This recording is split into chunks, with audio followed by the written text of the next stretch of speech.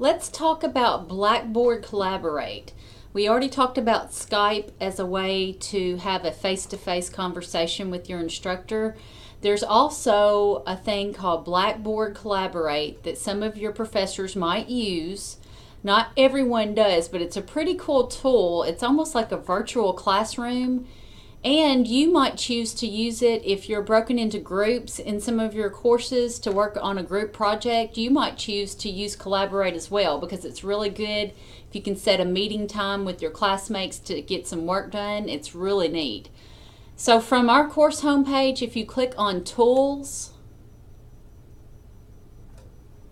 Blackboard Collaborate Ultra is the one we want to look at right here. So let's click on that. And this will take you to the virtual classroom. So it looks like I don't have any sessions scheduled. Now, your professor might have virtual office hours that are set up right here. And they would actually set that up and make it available to you in Blackboard, and you'd be able to click on it right here. And as soon as you do, it would put you in that virtual room, which we'll look at in just a second. And your professor would be there already, and you would be able to talk to that professor. Or you have a guest speaker. You know, if your professor wanted to set up a guest speaker for the class and set up a specific time for everyone to come in and listen to that guest speaker, they might set it up right here as a session. So if they did, it would show right here and you could click it, and that would be the way you would get in there and see it. Now it says I don't have any sessions coming up because I haven't scheduled any for this class, but let's look here. Join room.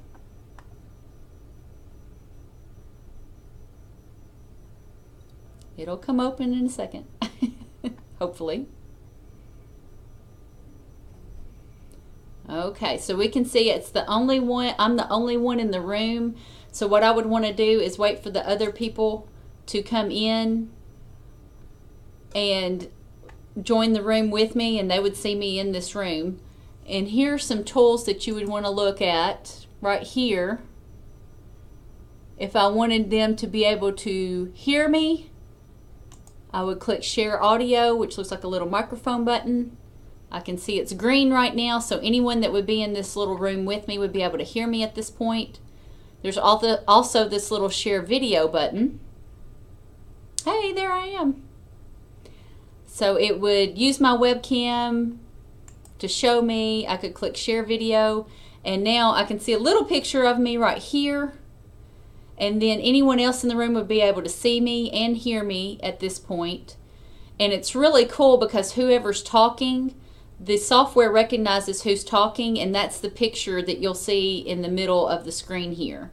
So if I'm just being quiet, minding my own business, I'm just going to be a little bitty screen on everyone else's screen in this room.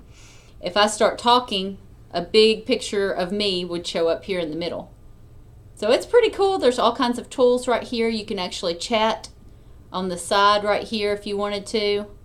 If there was a guest speaker or something and you didn't want to interrupt them, you could come in here and chat. And everyone in the room can see this chat. So that's something you need to be aware of. Participants, if you want to see the name of everyone that's in the room while you're participating, that's listed right here. Share content. Nothing is shared, but you might want to share certain files or something like that with whoever's in there. And these are all just your settings. You can actually put a picture right here of yourself that they can see when you're in the room. So it's just a really neat little thing. Like I said, some of your professors might use it, some of them may not. It really just depends on their preference. But, you know, if they have a guest speaker that they want to set up for a certain time, or if you have to do group presentations as a class, your group might get in there with your professor and do the presentation in this virtual classroom.